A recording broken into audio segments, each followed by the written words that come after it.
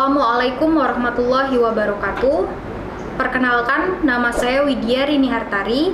Saya merupakan staf pengajar di Politeknik Negeri Lampung, jurusan Budidaya Tanaman Perkebunan, Program Studi Produksi dan Manajemen Industri Perkebunan.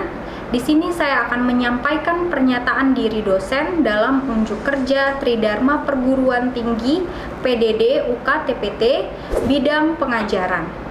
Mata kuliah yang saya ampu adalah pengolahan hasil perkebunan dengan kode PPM 1420 dan merupakan mata kuliah wajib dengan 2 SKS kuliah dan 1 SKS praktikum, diampu oleh mahasiswa semester 5 dengan deskripsi mata kuliah. Mata kuliah ini mempelajari mengenai pengetahuan tentang penanganan bahan baku, tahapan proses, mutu dari produk karet, kelapa sawit, tebu, minyak atsiri, kopi, kakao, dan kelapa. Mata kuliah memiliki 4 CPMK, mulai dari sikap, pengetahuan, keterampilan umum, dan keterampilan khusus. Keterampilan sikap menginternalisasi semangat kemandirian, kejuangan, dan kewirausahaan. Pengetahuan menguasai konsep teoritis pengelolaan hasil panen. Keterampilan umum mampu menerapkan pemikiran logis, kritis, inovatif, bermutu, dan terukur dalam melakukan pekerjaan yang spesifik di bidang keahlian, serta sesuai dengan standar kompetensi kerja bidang yang bersangkutan dan mampu menunjukkan kinerja mandiri, bermutu, dan terukur. Keterampilan khusus mampu mengelola hasil panen, menyiapkan bahan, melaksanakan kegiatan pengolahan baik menjadi produk hulu sampai hilir komoditas perkebunan, kelapa sawit, karet, tebu, kakao, dan kopi. Dalam mata kuliah ini, pertemuan pertama sampai pertemuan ketiga memiliki judul yaitu pengolahan karet dengan sub CPMK pertemuan 1 yaitu mahasiswa mampu menjelaskan tentang lateks dan penanganan lateks untuk pengolahan karet alam. Sub CPMK pertemuan 2, mahasiswa mampu mengolah lateks menjadi RSS dan kram rubber serta menjelaskan mutunya. Sub CPMK pertemuan ketiga, mahasiswa mampu mengolah lateks menjadi lateks pekat dan menjelaskan mutunya. Pada pertemuan 4, 5, dan 6 dengan judul pengolahan kelapa sawit, sub CPMK pertemuan 4 dan 5, mahasiswa mampu menjelaskan sejarah perkembangan dan pohon industri kelapa sawit dan mampu mengolah sawit menjadi CPO dan menjelaskan mutunya. Pada sub CPMK pertemuan 6, mahasiswa mampu mengolah kelapa sawit menjadi PKO dan menjelaskan mutunya. Untuk pertemuan 7 dan 8 dengan judul pengolahan tebu, sub CPMK pertemuan 7, mahasiswa mampu mengolah tebu menjadi gula kristal dan menjelaskan mutunya, serta pertemuan 8 itu adalah ujian tengah semester. Pada pertemuan 9 dan 10 dengan judul pengolahan minyak atsiri, sub CPMK mahasiswa mampu membuat minyak atsiri dan menjelaskan mutunya. Pada pertemuan 11 pengolahan biodiesel, sub CPMK mahasiswa mampu membuat biodiesel dan menjelaskan mutunya. Pada pertemuan 12 dan 13 dengan judul pengolahan kopi, sub CPMK mahasiswa mampu menjelaskan sejarah perkembangan kopi, pohon industri kopi, pengolahan kopi, dan mutu kopi. Pada judul pertemuan 14 tentang pengolahan kakao, sub CPMK mahasiswa mampu menjelaskan sejarah perkembangan kakao, pohon industri kakao, pengolahan kakao, dan mutu kakao. Pada pengolahan kelapa, pertemuan 15 dan 16 sub CPMK, mahasiswa mampu mengolah kelapa menjadi VCO dan pertemuan 16 adalah ujian akhir semester. Metode perkuliahan dilakukan melalui metode DIA, Delivery, menggunakan LMS, bantuan LMS Politeknik Negeri Lampung, buku panduan praktikum, dan studi kasus yang dilakukan pada perkuliahan.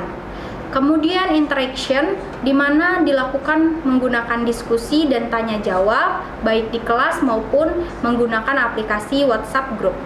Kemudian assessment, dengan menyampaikan tata tertib perkuliahan dan kontrak perkuliahan di awal perkuliahan. Perkuliahan dan praktikum dengan SKS 3 SKS, 2 kuliah dan 1 praktikum, memiliki bobot penilaian kuis 15%, tugas terstruktur 10%, UTS 20%, UAS 20%, laporan 10%, aktivitas lab dan lapangan 5%, hasil praktikum 5% dan UAP 15%. Untuk kriteria penilaian, pada angka 75,5 mendapatkan nilai A, 65,5 sampai 75,4 mendapatkan nilai B, 55,0 sampai 65,4 mendapatkan nilai C, 45,0 sampai 54,9 mendapat nilai D, dan kurang dari 45 mendapatkan nilai E.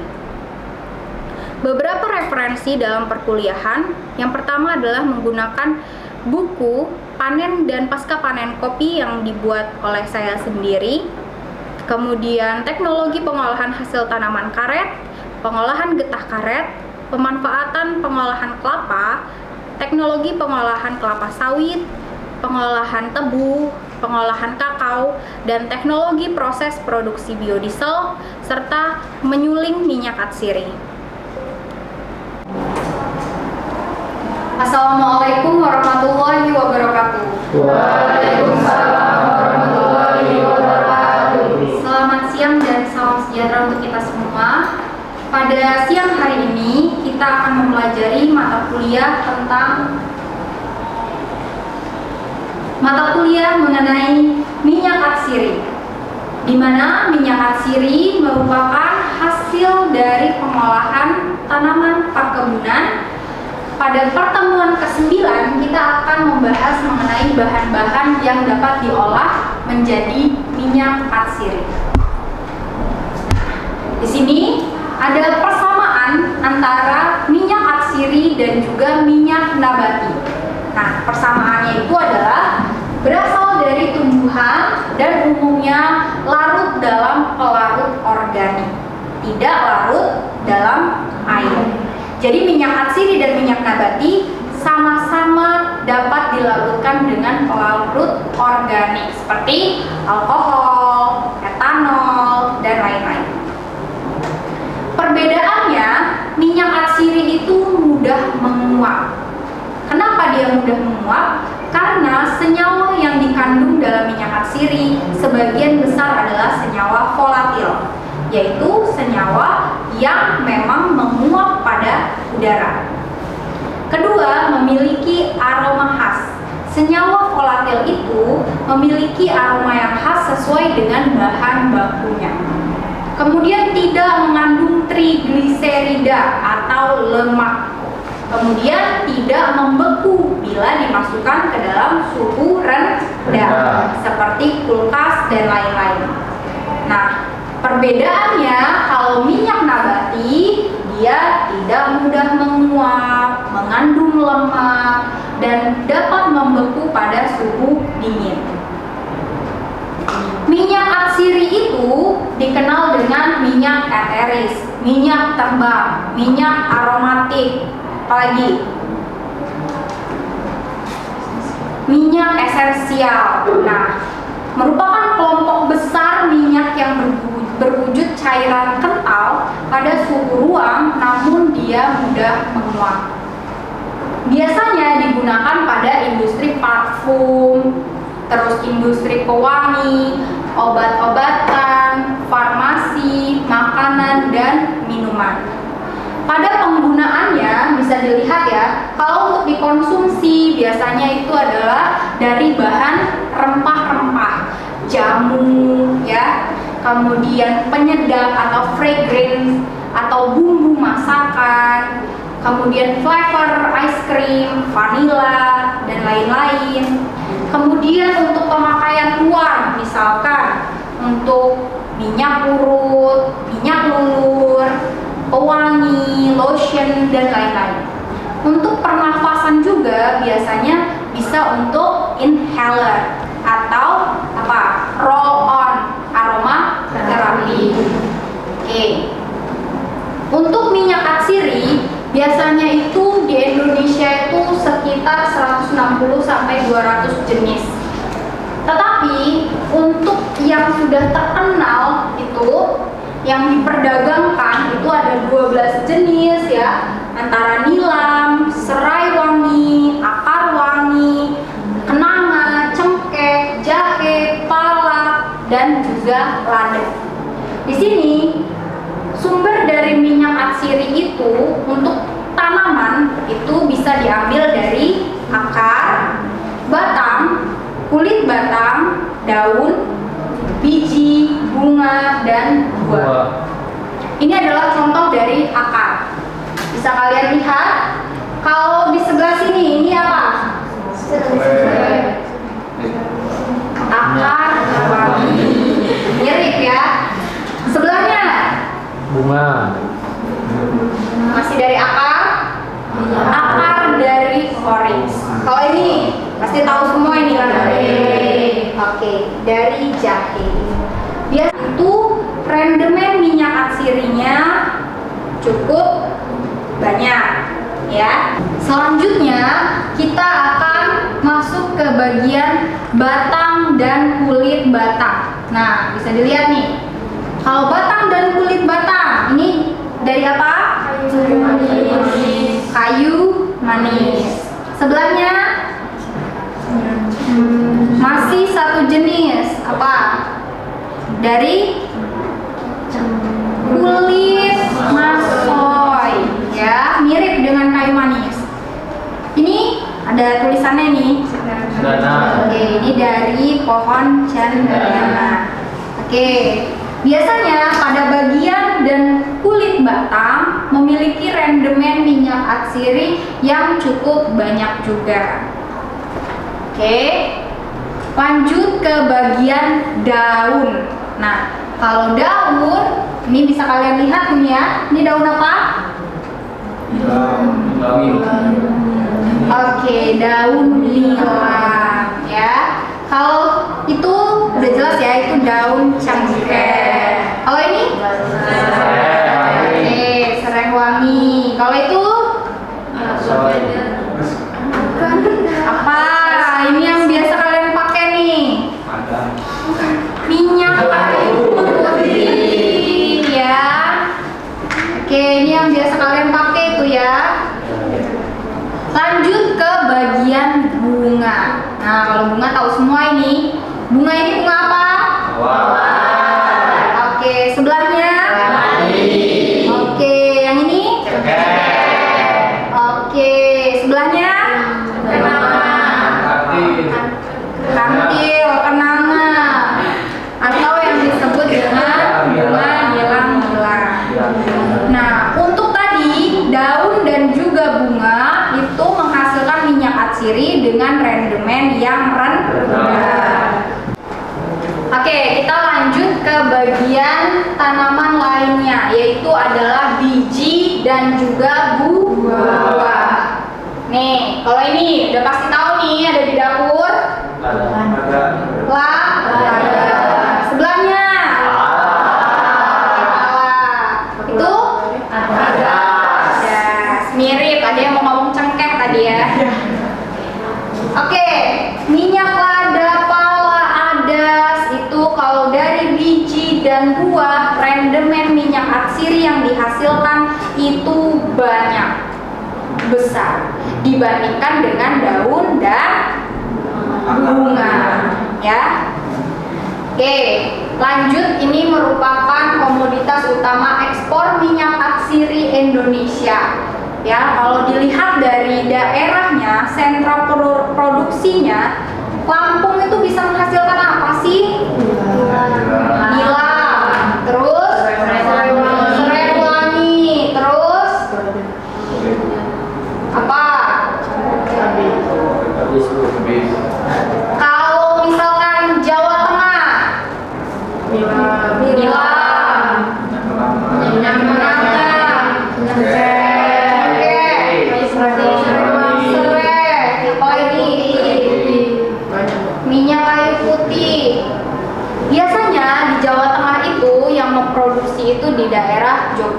Jakarta.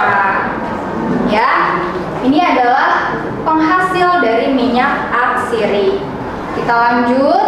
Ini merupakan teknik pemisahan dari larutan, di mana suatu larutan itu merupakan adalah campuran dari senyawa senyawa. Nah, untuk pemisahannya bisa dilakukan dengan pemisahan melalui ukuran partikel. Kalau ukuran partikel biasanya kita melakukan filtrasi, di filter atau di sentrifugasi, diputar. Kalau misalkan dia dipisah dengan kelarutan, bisa menggunakan kristalisasi dan ekstraksi. Nah, itu membutuhkan pelarut, ya. Kalau berdasarkan titik didihnya bisa dilakukan dengan destilasi. Titik didih itu biasanya di atas 100 derajat Celcius.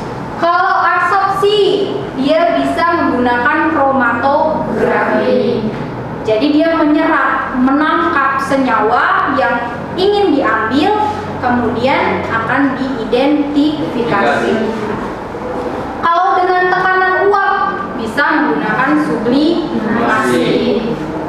Oke, ini merupakan teknik dari penyulingan. Yang pertama adalah metode air. Di mana metode air, dia itu kalau ini pembakaran atau boiler, kettle sulingnya itu air dan bahan bercampur. Baru didinginkan di kondensor dan meneteskan minyak atsiri. Kalau metode air itu tidak optimal karena bahan banyak bercampur dengan air. Biasanya yang optimal itu adalah metode uap. Kenapa Bu dengan metode uap air? Kita bahas dulu uap air. Kalau metode uap air, dia juga menggunakan satu kettle suling atau yang biasa kalian sebut dengan metode pengukusan. Jadi di sini nanti dari pembakaran air dikasih lapisan ya, pembatas, baru bahannya ditaruh di atas. Baru didinginkan, baru mengeluarkan minyak. Ini tidak optimal juga ya. Karena dia bahannya sedikit atau kapasitasnya sedikit dan juga air masih bersama dengan bahan. Tetapi kalau metode uap dia lebih optimal karena kettle sulingnya berbeda dengan kettle uap ya. Ini air. Jadi air menghasilkan uap, ini bahan ya. Ini uap panasnya itu ke bahan, kemudian didinginkan dan menghasilkan minyak atsiri. Biasanya industri besar itu menggunakan metode uap. Selanjutnya faktor-faktor yang mempengaruhi hasil penyulingan minyak atsiri. Yang pertama itu adalah jenis bahan baku, di mana bahan baku yang segar, yang bagus, terus diambil dari tadi apa? Pada bagian buah, biji, batang, menghasilkan rendemen yang lebih banyak dibandingkan dengan bunga, daun, akar, ya. Kemudian adalah waktu panen. Kenapa Bu waktu panen pagi itu lebih menghasilkan minyak atsiri lebih banyak dibandingkan dengan pengambilan bahan baku siang hari? Karena di siang hari cahaya matahari sudah terbit, menghasilkan panas, dan senyawa minyak atsiri itu bersifat volatil sehingga dia menguap bersama dengan cahaya matahari. Jadi minyak atsirinya terlepas. Makanya harus diambil pagi hari. Kemudian metode penyulingan tadi. Kalau misalkan optimalnya dia menggunakan metode Dua. Kemudian kondisi penyulingan. Di dalam pabrik atau mesin penyuling itu ada namanya suhu, ya. Suhu harus diatur. Harus diaturnya gimana? Di atas 100 derajat Celcius. Tekanannya apa? Biasanya 1 atmosfer. Kalau lebih itu harus dibuka dengan operator. Kalau tidak meledak. Kemudian lama waktu penyulingan. Kalau misalkan dia sudah tidak menghasilkan minyak lagi pada waktu 15 jam, ya tidak usah diperlama, tidak usah sampai menunggu 20 jam, ya. Dan ukuran bahan baku kalau kita kecilkan partikelnya, misalkan kita blender atau kita tumbuk biji pala, semakin kecil partikel akan memperluas permukaan sehingga minyak yang dihasilkan semakin banyak. Kemudian penyimpanan bahan baku disimpan itu harus dilihat suhunya, kelembabannya, waktu penyimpanannya. Kalau tidak segar itu minyak yang dihasilkan juga tidak banyak. Kualitas bahan baku ya tadi harus segar. Lingkungan tumbuh bahan baku juga mempengaruhi. Contoh, tanaman pala optimal tumbuh pada ketinggian di atas permukaan laut yaitu 700 mdpl. Jadi kalau lebih dari 700 mdpl sudah tidak menghasilkan tanaman pala yang optimal. Oke? Tetapi kalau di bawahnya mungkin banyak menghasilkan tanaman pala. Nah, tetapi yang optimal adalah 700 mdpl. Seperti itu. Oke, kalau kalian ingin melihat proses dari penyulingan minyak atsiri, dapat dilihat di link YouTube di layar ya, Ibu kasih. Kemudian tugas kelompok untuk minggu ini yaitu buat makalah mengenai komoditas tanaman minyak atsiri. Satu kelompok, satu komoditas dipresentasikan minggu depan. Isinya persiapan bahan baku, proses penyulingan, kandungan minyak yang dihasilkan, mutu minyak, dan fungsi dari minyak. Minggu depan dipresentasikan. Oke, selanjutnya ada yang mau bertanya? Mohon maaf Bu, izin bertanya. Ya, silakan namanya. Perkenalkan, nama saya Daria Nulisari. Saya izin bertanya Bu, kira-kira rendemen dari biji pala tersebut itu kira-kira berapa ya Bu? Oke, terima kasih pertanyaannya dari Nadia. Kalau misalkan minyak atsiri, nah untuk tanaman pala, ya, pala itu biasanya diambil biji dan juga daun. Dimana yang paling banyak menghasilkan rendemen itu adalah dari biji. Kisaran rendemen minyak atsirinya itu adalah 10-17%. Dimana Provinsi Lampung juga sudah banyak yang menghasilkan rendemen minyak pala sampai 17%. Kalau untuk daun, dia sangat sedikit ya, dia kurang dari 1%. Jadi sangat sedikit untuk minyak pala. Nah, karena pertanyaan Nadia, maka kita akan membahas mengenai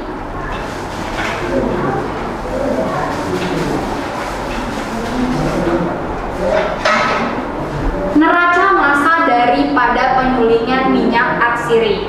Nah, di sini Ibu akan mencontohkan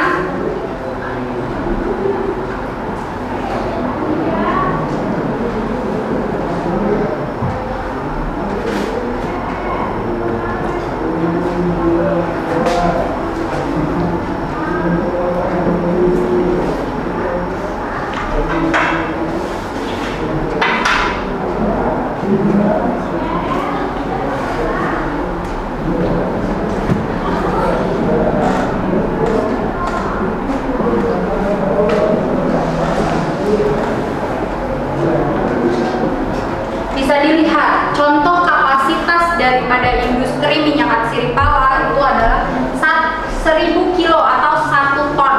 1 ton dari biji pala ya. 1 ton dari biji pala itu didestilasi uap, dia menghasilkan misalkan 15%, ya. 1 ton hanya menghasilkan 15% minyak pala. Coba buka kalkulatornya. 15% dari 1000 kilo itu berapa? 150 kilo. 150 kilo saja minyak yang dihasilkan.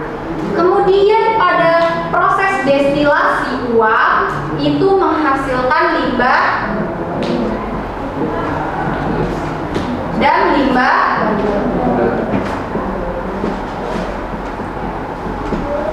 cair. Contoh, misalkan air yang ditambahkan itu adalah 2000 liter.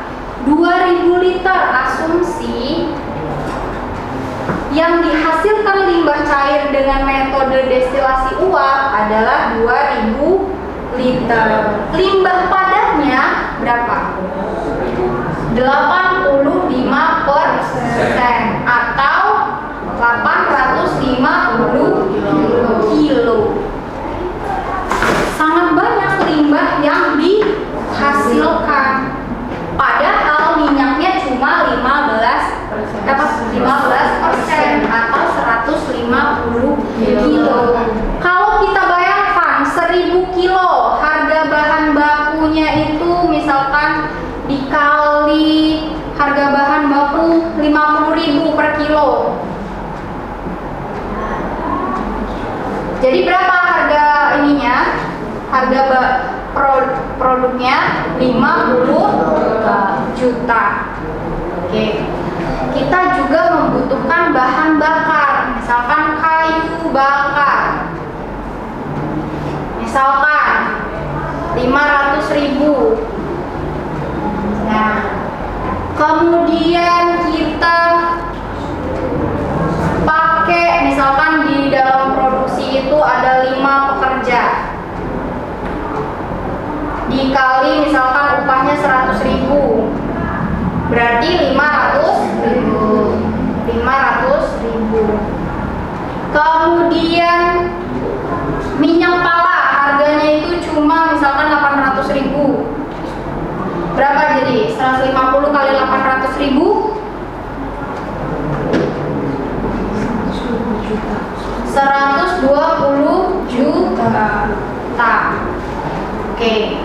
Jadi 50 juta ya ditambah misalkan 500.000 bahan bakar ditambah dengan pekerja 500.000 sama dengan 51 juta.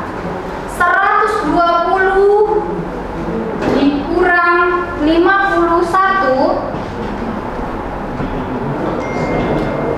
berapa? 69 juta. Keuntungan dari sekali produksi. Jadi sangat berpotensi. Pengembangan pengolahan dari perkebunan sangat berpotensi menghasilkan keuntungan. Oke, sekian perkuliahan hari ini. Ibu akhiri, wassalamualaikum